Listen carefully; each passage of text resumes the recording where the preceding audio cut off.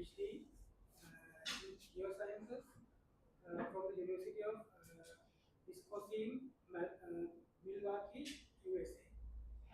Where his doctoral research explores the formation, evolution, and detection of minerals in ancient lake environments. With that important implication for understanding the surface of Mars.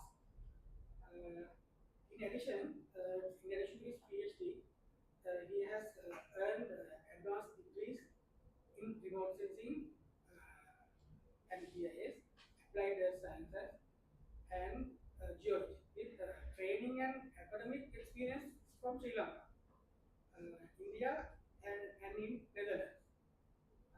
Dr. Kodikara has contributed to international research projects, including NASA-funded studies on Earth and planetary systems, and has held positions as a lecturer and researcher both in Sri Lanka and overseas.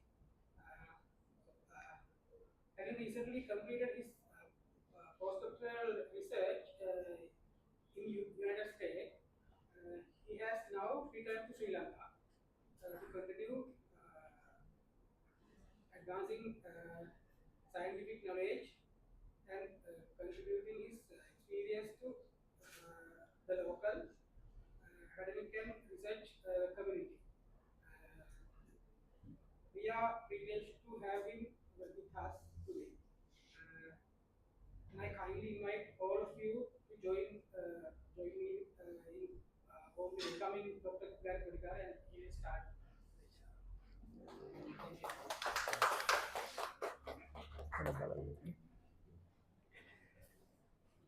Hi, good morning, everyone. Thank you so much. Thank you so much, Professor, and all my friends. And this is again great honor to me to be here. Actually, let's see my slides first.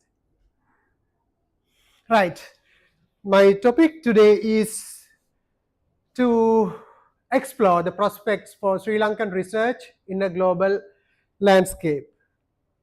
Right. Research is not about where you are, but what you do with what you have. That is the motivation slides for today. Like message is here, great sciences comes from great questions, not from just a great labs. Some of you might be very familiar with this picture here.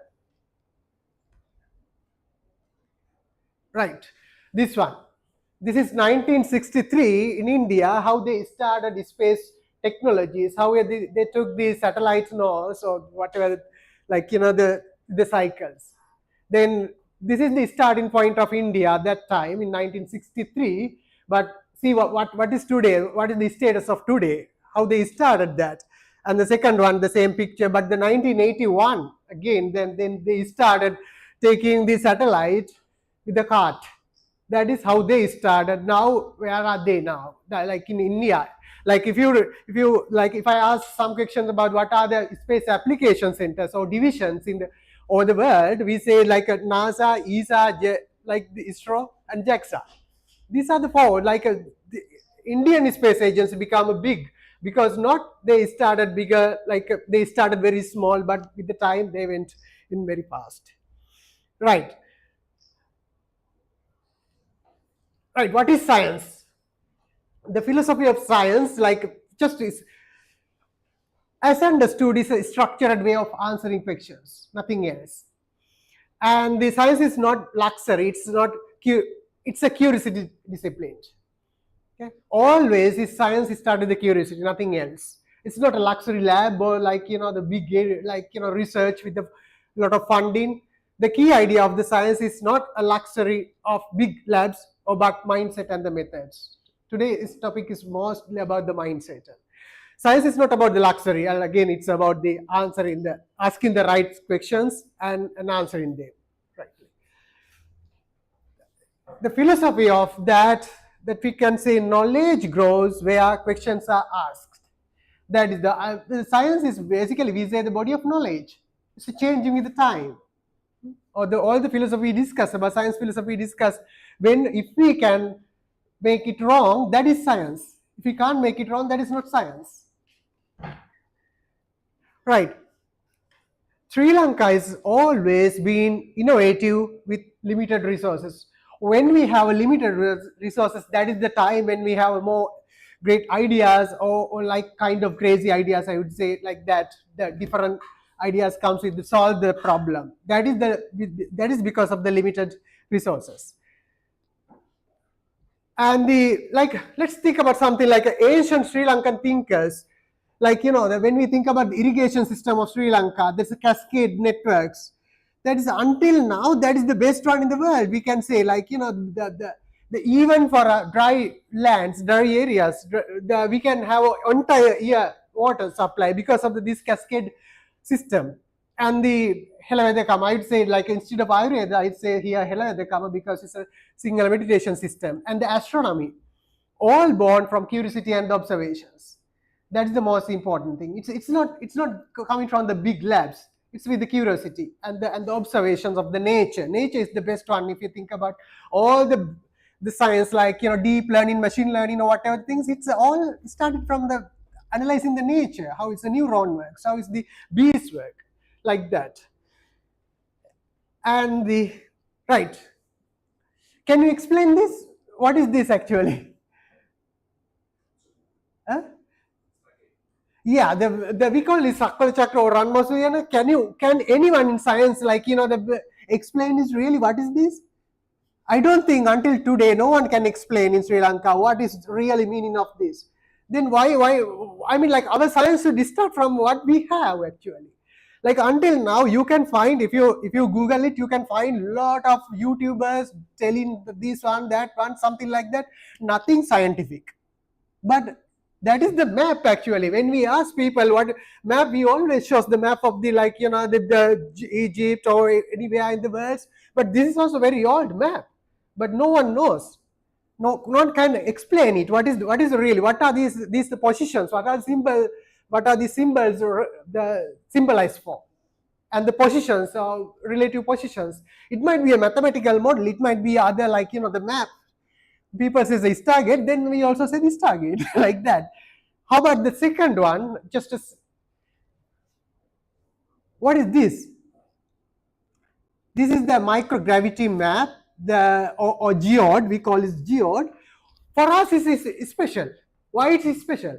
Because, the when you see the gravity here, let me see. Yeah, gravity here, the microgravity or the gravity or geode, the constant gravity, we create a map that called geode.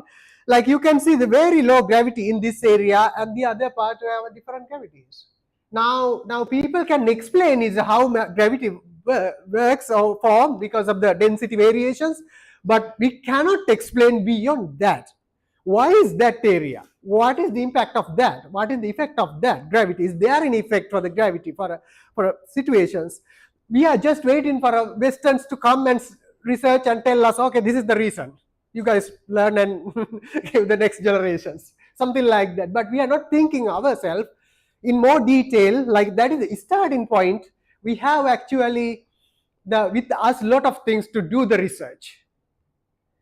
But the thing is, we need to think about in different ways. Instead of all, like, the way we think about the, like, new technologies, we have to think in the other way around. Our own, like, our lab is actually our country. First of all, there are a lot of things with the curiosity and the observations.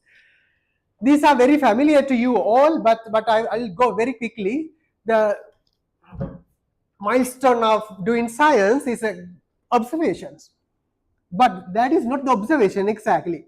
See what others ignore. That is the most important thing. But the thing is, here what we do, if someone have a shop for toys, next shop also they made a toy shop. Another one is a toy shop, something like that. If someone is doing some kind of research, green research, or everyone is doing green research. No one look at the what others ignorance. Like, what others ignores is the one we should observe. We should find out. The other thing is curiosity and the questions. These are the most important thing for us. Why and how? WH questions. kind of thing, what, where, and how, something like that. And the hypothesis imaginations grounded in reasons, and the experimental analysis, data-driven truth-seeking. I'm putting in different ways this one because the not same way normally what we see. And the publication and peer review, sometimes this is another problem with us, because what we are doing is actually we are doing all the experiment, all the hypothesis, we develop the hypothesis, then we do the experiment and analysis, but missing part is publication and the peer review process. Sometimes we do the publication, but the peer review process is lacking. That is the thing. That is the most important thing. What you are doing, publish it. Okay? Then that is the way science grows. Unless it doesn't actually. Because body of knowledge grows because of the publications or the peer review processing, sharing the knowledge. And then the other part is very important part is like applications and the impact to the society. So the society especially. The reason is we are doing the publications to increase our H index or whatever the things, but if it is more theoretical, that is also good. But the thing is, it should have some impact to the society also, like what we do here at the Clarke Institute. Right. Global landscape versus local context. Today, knowledge is borderless. Because internet is everywhere, everyone, even small kids now know about the Arduinos and all the things. That is it's a borderless. There is no, like if we are saying no, we don't have information, we don't have knowledge, that is kind of like mind barriers. World does not ask where are you from. The world asks what you have done. That is the most important thing again. No one asks where are you coming from, but what you have done. That is the most important thing. The scientist is always asking that question. Can you go through this link actually? Can you click this one? I'm sorry. Yeah, what you have done. I'm just take one example. The first one is my own example, but let's move to the other examples later. If you click here, okay, this is, let's go to the beginning.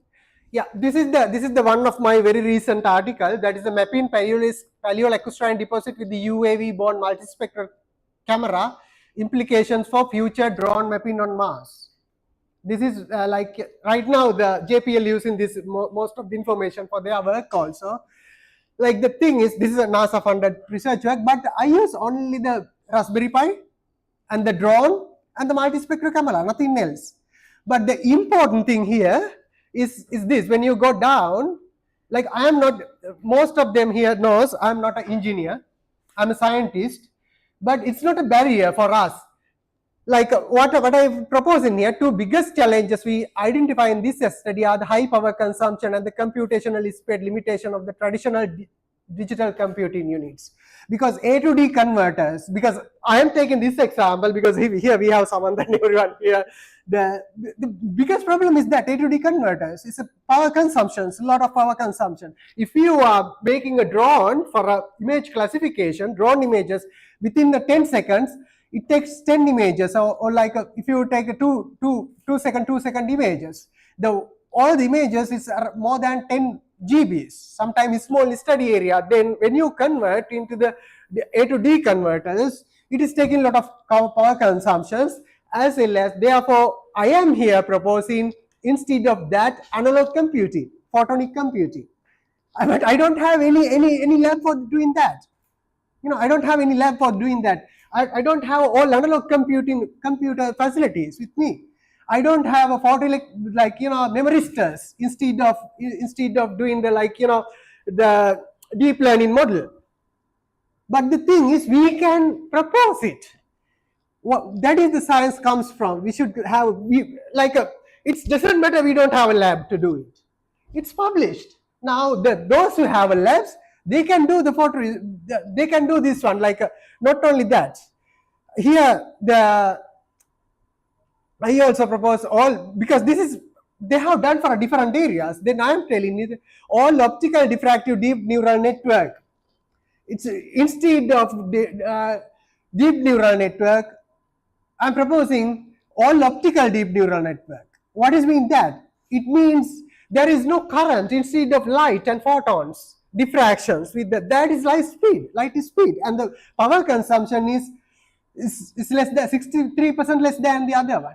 Why can't we do that kind of research? Actually, we can do. If I can have in only Raspberry Pi and the drone with the multispectral camera, we can propose a lot of things. And the thing is even Arduino based. Some of the experiment here I'm showing is an Arduino based experiment. And let's put the other one is a PID. Instead of PID, we are right now using the PID again for analog to digital, again converting the digital to the analog sometime. But instead of, we can do the all analog or analog digital combined PIDs. Okay? That is the one thing, because the problem is that because Mars environment is completely different with the windy storms there, and the no actually GPS or any other like a system to understand it. Therefore, we have to have a very good the very speed, high speed, like the system, the calculations, computations should be the high speed. This is the things like finally we proposed here. I'll go to the last one. Yeah, here this study identified two primary challenges: computational and power limitation associated with high resolution cameras in drone mapping. Imaging techniques of photonic computing and analog digital hybrid controllers of a promising resolution to high energy and computational demands of extraterrestrial UA explorations. Further, all analog optical machine learning deep learning cameras. To design all analog machine learning or deep learning cameras, this one, I mean, like, it's not very far from our like sometimes we may not have a research the laboratory to do that kind of research. But at least if you have an idea, if you share the idea with the outside, someone will use. Definitely they cite this one. Your work will cite them. Though we don't have a lab, but we have ideas. That's why I said all the ideas start not from the great lab or big lab, just start from the mind. Everything when you think about, like Einstein, like when he write the general relativity, he worked as a patent office. He's not in the big lab. And Newton just when he studied, like Archimedes, everyone is like that. Even Sri Lanka also we have very good examples. Can you go to the presentation now? Thank you, sir. Right.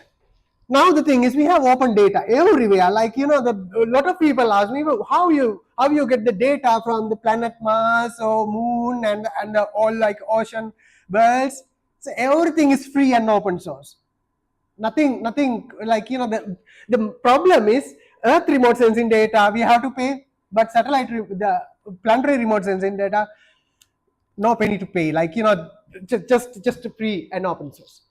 And we have a lot of open source tools and even global collaborations. A lot of people are with us there, and we have advantages. One thing is the unique ecosystems, and the second thing is culture of resilience, because we can have a lot of like with the limited resources we can do the work, and the resourcefulness, that not the resource but the resourcefulness, that is the most important thing.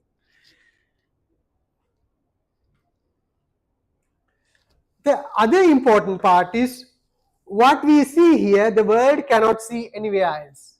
That is the most important thing again. Like we have, that is coming from our nature, some of the ideas what we use, like self-organizing maps. The ideas comes sometime in our nature, sometime our whatever the culture, whatever the religion, or whatever the things, like this is unique for us. And what we see, whatever the new technology developed, that is coming from our, that's why some of the developed countries try to grab the people from entire worlds. That is, the creativity comes from not only from the subject itself, but it's coming from the nature where we build, where we grow up. Do you remember this one? This magazine is 1941, 1945. What is important with this one? It comes with the Arthur C. Clarke, his Clarke orbits. started with that, the geostationary orbits, no? When he discussed this matter. But where is his lab actually? Where is his lab? That is the most important thing to think. Like, not only these ideas, he has a lot of ideas. That's why we are here actually, because of that is Clarke. But these ideas, where it is coming from? It's all in mind actually, all in mind. The lab is mind. Like there is no, we are not looking for big labs or nothing, but everyone uses ideas right now. Like everyone knows because of that is Clarke. The Clarke orbit is the most famous one. That is the most interesting thing too. Like let's see the other one. Who is this? Do you remember? This person? Yeah, I get I have a, like, okay, before moving to that, can you click this first?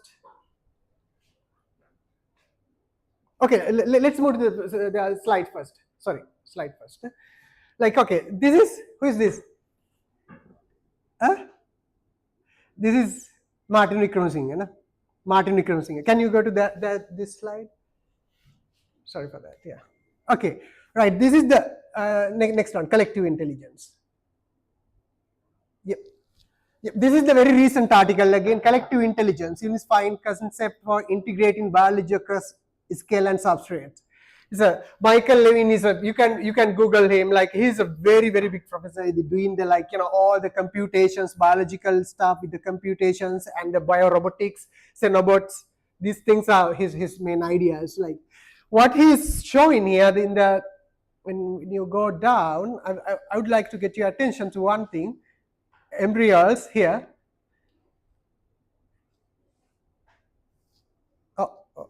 Yeah, this one. We have embryo, then what we do, like when we cut it into the pieces, then you have a 3 or 4, whatever the amount of embryons. Like where is that? Now all the data, this is coming from DNA or something else. That is the most, the right now questions people asking, scientists asking, where is the information coming from? Because this is more important for a collective intelligence. Like whatever the things, like right now a lot of people use science use a lot of collective intelligence for robotics or the swamps kind of things.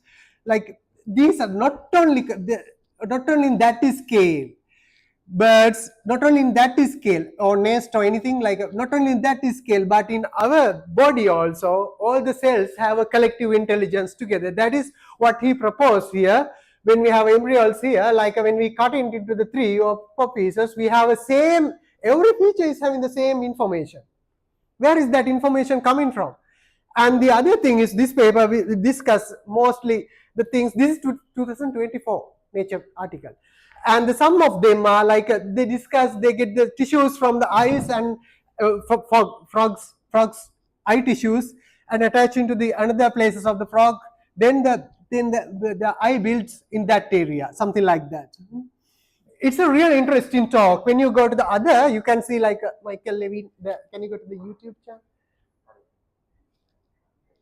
Right. Can you just 1 second play it? Yeah, what he is discussing here, the same thing. His idea. That's because he's this, showing this one, both how many brains embryos are there? and embryonic structures now you have a 3 kind of dynamic with respect to the autopoiesis of cells. And so what you can do in this plastiderm is you can make little scratches here. Something like that. Where is my border with the environment? Every cell is some cell. Duck plastiderm. What happens is when you make little scratches, each of these regions basically thinks they're alone. They don't feel the terms for that. But this is the really simple idea. Like now let me go to the another book. Can you stop it here? Yeah, I will read something here, and this is I found from Martin Wickramasinghe's book. Okay, and when you see, I'm taking the right. Sorry for telling in Sinhala. Indi kadu tudin pahara labu bedennata wana bijuwata dekata wenna wanase කෙස්පටකින් බඳිනු ලැබුවහොත් සෑදෙන්නේ දෙදා මැඩියකි. කෙස්පට තද කිරීමෙන් විජුවට දෙකට වෙන් කරනු ලැබුවහොත් මැඩියෝ දෙදෙනෙක් උපදිති. විජුවටින් සෑදෙන මැඩි ගර්භයෙහි ඇස් තැනෙන තැනින් කපාගත් සිවියා ඇබිත්තක් අනික් පැත්තට හා කළහොත් ඇස් පහළවන්නේ ඒ තැන්හිය. එක් මැඩි ගැබක හිස යයි සැලකෙන කොටසින් සිවි කපා තවත් මැඩි ගැබකට ඇදූ කල ඒ මැඩි ගැබ හිසින් හිසක් ඇදීමෙන් තැනුණු හිස් දෙකක් ඇති මැඩියෙක් වෙයි. There is a lot of information here. This is what is the time, this one. This Sinhala Lakuna article 1947. He discussed all the what you call in Sinhala we call it a vinyana, but the other way we call it like what you call consciousness. He discusses again this kind of the I personally believe that is the one is the what we call is in this paper collective intelligence. But this is 1947. Why we are thinking we don't have like in this? I just found this book when I read this book. I remember this article. Oh my goodness! This is the how where it goes. You can search him like he has doing lot of things, but he's also getting the information from us. I'm not telling anything about the Buddhism or anything, but some of the ideas he's trying to get what is there, and this is the most important thing. We have all the information here. 1947 until now, we are trying to understand the same thing. These are become our thrown away books, but the science is going like that. We have all the information with us, but it doesn't matter 1948 or 1947, 45 or 2024. Problem is there. We have to address it. That is the only thing. It doesn't matter we have a great lab. He doesn't have any great labs. What he had one thing. Can you go to the presentation? Thank you so much. Yeah, can you next? Oh, yeah, sure. Yeah, in one of his book, Upandasita book, he mentioned what he had. He said, "My body grew as the body of any Sinhala village grows, but my mind grew differently. I didn't have the benefit of a structured education from a leading school or guidance from a great scholar." That's why, I'm not telling that way, but the thing is, he tried to understand the things. He see all the things with the curiosity, not a structured way. Why it's happened, where it's happened, how it happens. That is like if I myself, sometimes I feel this as a scholar and the scientist, because he tried to explain, he tried to analyze the things. That is but the thing is, we always say, oh no, he's a novelist or something like that, who only wrote the novels. But the thing is, we have a lot of ideas with us. Only thing we have to see where it is, and we have to find out with the questions, always with the curiosity. A researcher, we think in this way. That is the problem. What we think if we put I'm a geologist, by the way, therefore I always try to explain the things we have some rocks, shale or cement or clay, whatever the things. Then we have a machine, we can get the reports outside. Now the ChatGPT works for us, something like that. People think, oh yeah, this is very good, we can write a papers in that. But where is the curiosity? Where is the originality? Or where is the novelty? It's not there. It's not there. Someone has done it. That is the thing. If you think in that way, it's so easy to do. That is not the way doing. Okay. Right. Psychology of a researcher. The core traits are curiosity, as I said before, never-ending questions. It might be from our society. It might be from our environment. It might be what we see today. Something like that. And the sacrifice is great. We should have a lot of patience. Some of a previous paper, I took around 6 months to finish that work. All the computations and all the things with that. And finally, to show you the vision, seeing beyond today's limit. That is also Arthur C. Clarke mentions about this one. If you see something, if you go to the surplane, then you will see the outside. I see only this room, but if I go beyond that room, then only I see the outside. Unless we see only what we see today, every day, everything, same thing. And the humility, learning from the failures, that is most important thing. Everyone, like a scientist, we always fail. That's why. Then when we fail, then again we try to do the different different ways or different tools. Then only we get the success. It doesn't doing one thing, getting that. The message here, the tools can be bought, but mindset will be built. We can buy the tools. That is the thing. We always try to buy the tool from other countries. If we need a drone, we can buy a drone. But if we are going to build, that we should build in first of all our mindset. Okay, another one, psychology of research. I am putting this one with the reason. With the reason, like, can you see the person name? Harrison Smith. Who is Harrison Smith? Yeah, the one thing is when I see him, I was very, very happy because it's like a people say, okay, that seen the president of USA, seen the president or talking with the president or whatever, the big person, it's not a big thing for me as a researcher. But seeing him and talking with him, I feel very, very happy with that.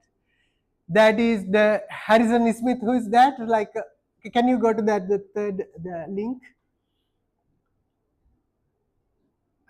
Wikipedia. Harrison Smith is the most living person and only person without background in military aviation. This is the one who Apollo 17 step on the moon. That is the only human being run until now in like a living one who step on the moon. There's Apollo 17. Let me tell you, Apollo 17 is the last Apollo mission. Before the, like right now we started the other one, but before that the Apollo 17, Apollo 11, 12, something like that goes to the Apollo 17. He's the last one in 1972. He stepped on the moon before I born. But the thing is, why I put it this, he's until now attending to the conference, on the research meeting, doing research and asking questions for the audience and always encouraging the next generations doing that. Now it's 90 or 90, I think, I guess, 1977, yeah.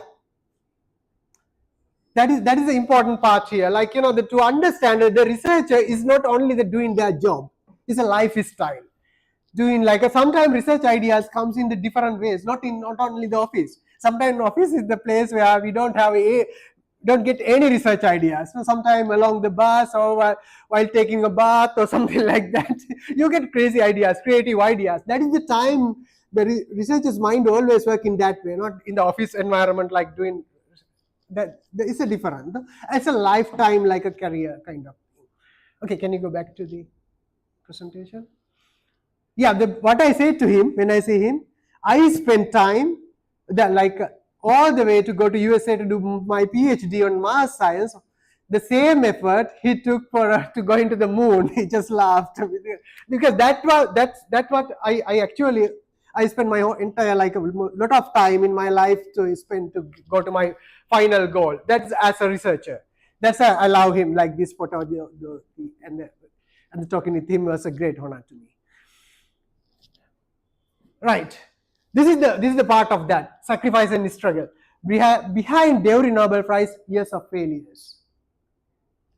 And the research is the question plus curiosity plus action. Everyone, this has a potential to change the world. Okay. Yeah, because we have different ideas, our own ideas that is coming from our nature, our surrounding, our childhood. These are unique for us actually. And therefore, do not wait for the perfect lab. Don't wait for funding, and begin with what you have. That is the most, again, sometimes we have only the what we can buy is a single board computers like a Raspberry Pi. Okay. I did one research. It's a published research because that time I didn't have experience with the clusters. What I did, I built an 8-node Raspberry Pi cluster. Then to do my geochemical calculations, because it runs I think it runs 4 or 5 days continuously with the 8 node and the 8 codes running simultaneously. Then that works actually. That is in the paper itself also. Therefore, we don't need to wait for a cluster, something like that. We can do whatever we have, like sometimes old computers. Why people think we cannot do big science in Sri Lanka?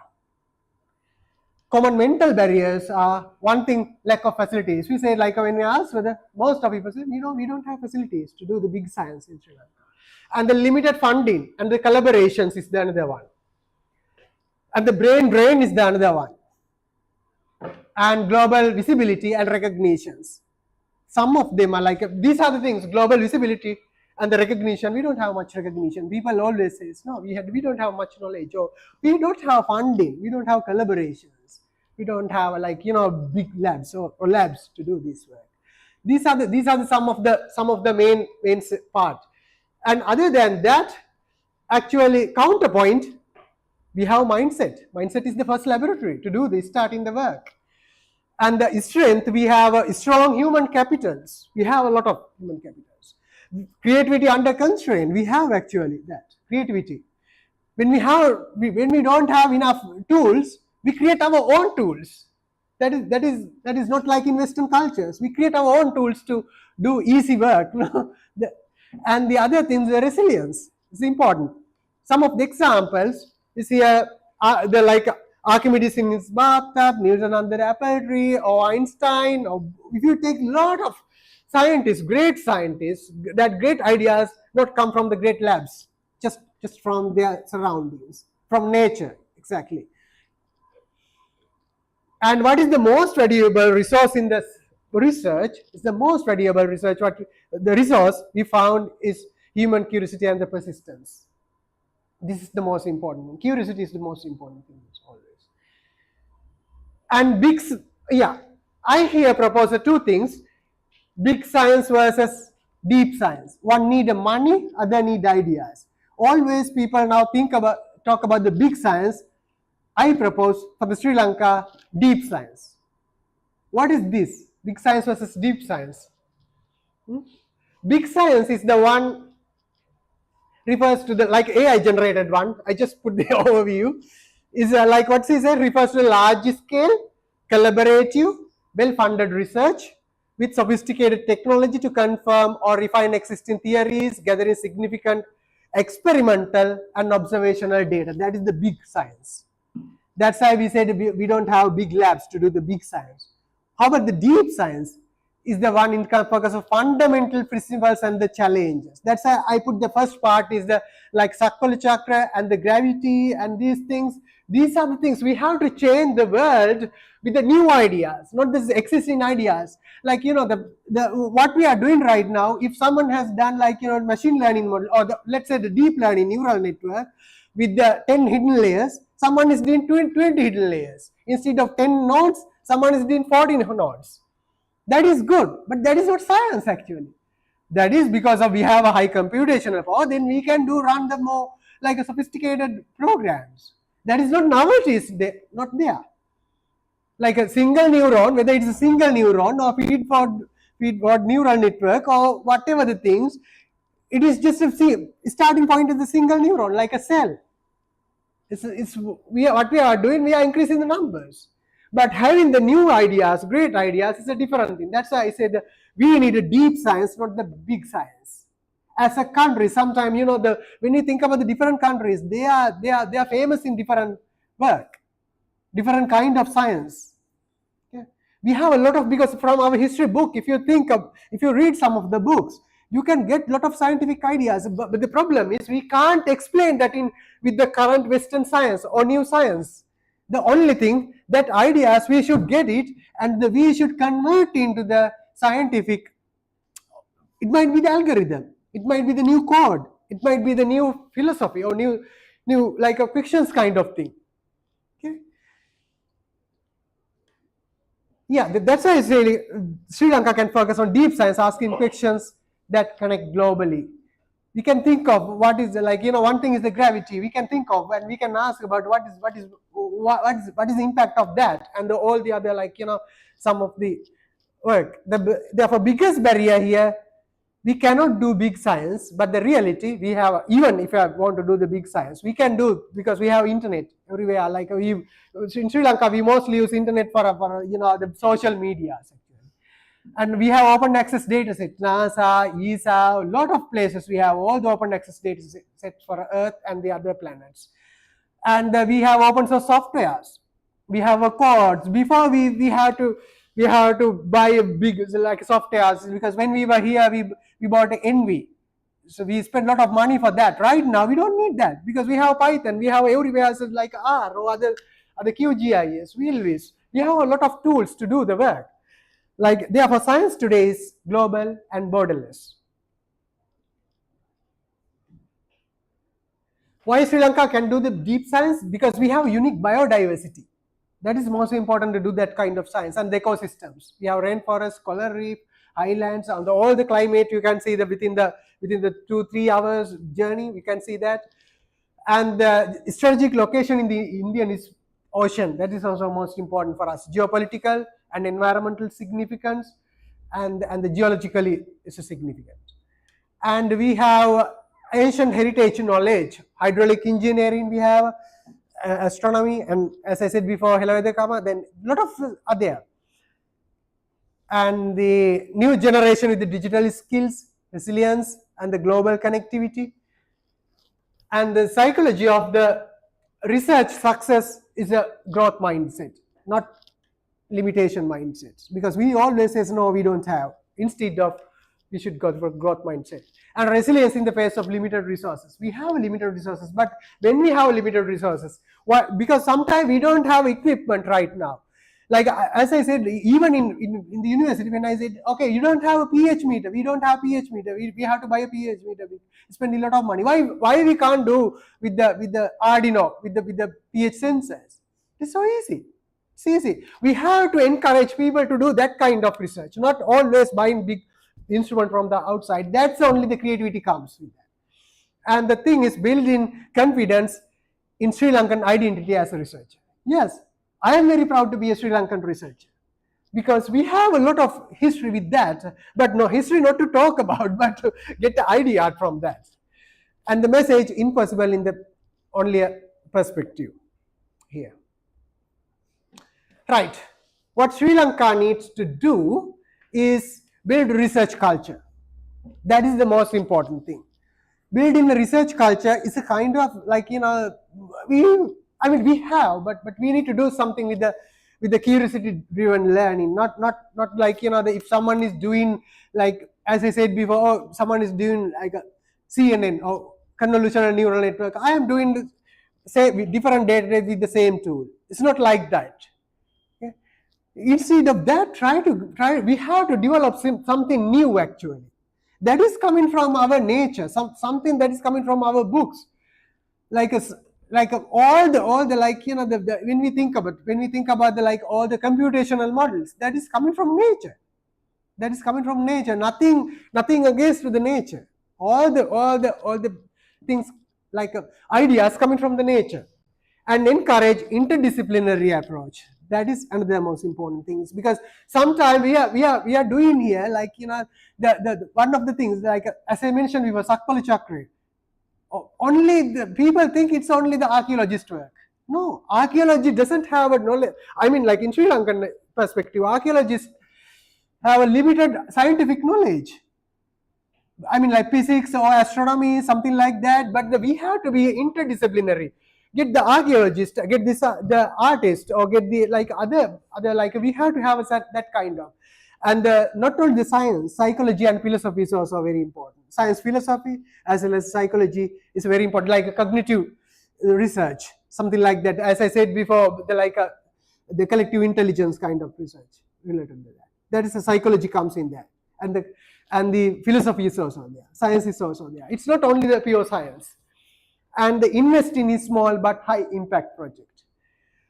That is again like this might be a small invest like a small project, but the impact is high, outcome is very high. That is the most important thing for a country needs. That is what we need, not a big project but the outcome is very small. Sometimes it's not even it doesn't go to the public doesn't know what is that.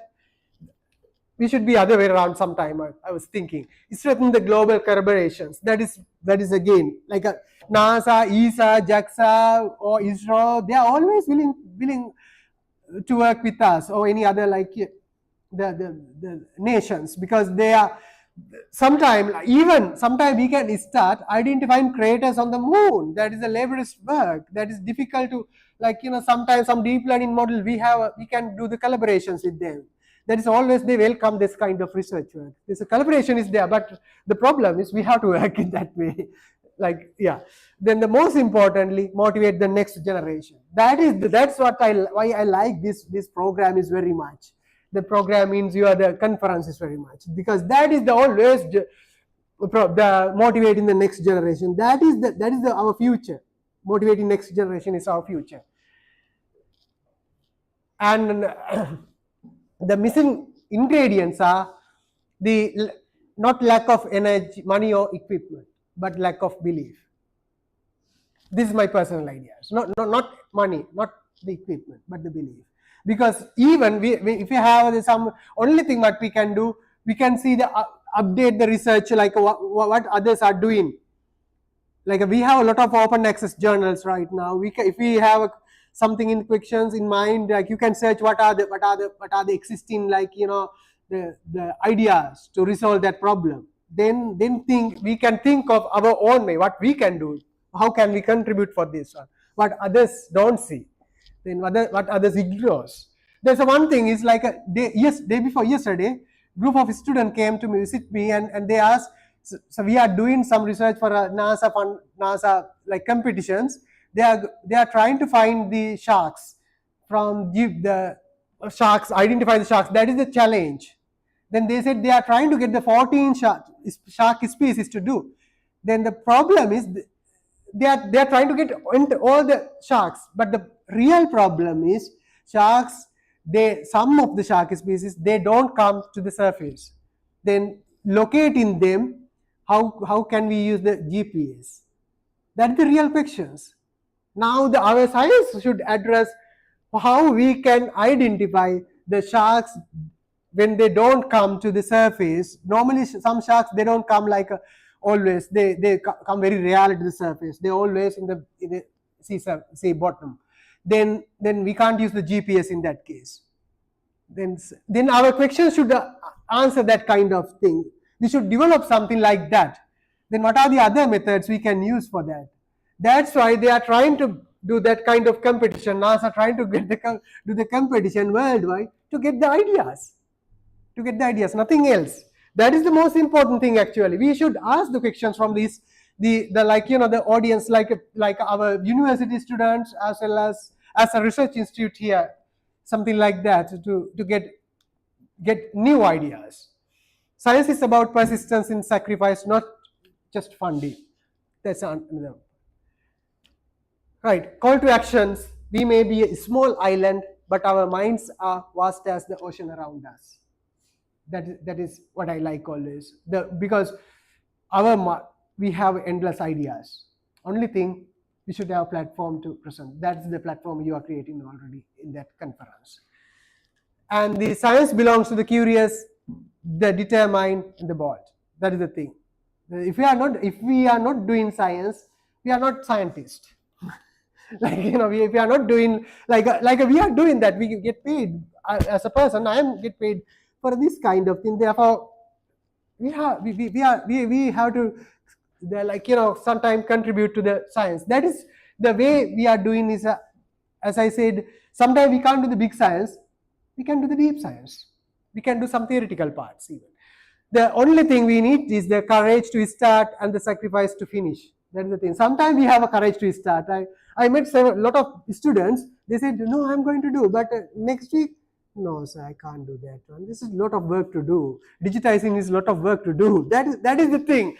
The starting and the end is both are very important and same importance. It is not the resources, but the resourcefulness that define great science. And the growth mind. We are not small. Our imagination is infinite. That is the thing. Like Leonardo da Vinci. Everything comes with the mind, not in any other, everyone is a painter or artist. Start from their mind, everything. If you are doing, you do a lot of great work in electronics or IT. Everything comes from your mind, no, first. and think global, act local, dream beyond boundaries. And this is, I like very much, we can be the next global leaders in science if we believe ourselves. That's the thing. If we say always like we don't have, we can't, always will be like that. That is, the future belongs to those who see the possibilities before they become obvious. That's also similar quotations from Arthur C. Clarke also mentioned. So Arthur C. Clarke also mentions similar kind of things. Future belongs to those who see the possibilities before they become obvious. And roadmap. First, we should build the culture of curiosity, and can you next slide quickly? Stuck. Yeah, motivate through success stories, and create a small focus research group. This is very important. First, motivate youth through success stories. Always we need to encourage the youth, and they create a small focus research group. Sometimes we are trying to get all the collaboration at the first, then we have a lot of ideas and we stop there because we can't go beyond that level when we have a lot of ideas. And the small group is always good to start. Focus research group. And the connect globally, collaborations and the conferences are most important in that case, and the showcase Sri Lankan research on the world stage. And can you go back one? Yeah, that is the one thing, what we see. And the last, thank you so much. I always like this slide because it was with me like last 10 years ago, 15 years. What is that? Evolution. What happened to the evolution? Right now, however, we are here. Just chatting or doing social media, but not thinking about own evolution. So evolution happens until digital comes to the digital era. Thank you so much, your patience. And like to, yeah, if you have any questions or anything, clarification, I like to. Thank you so much again.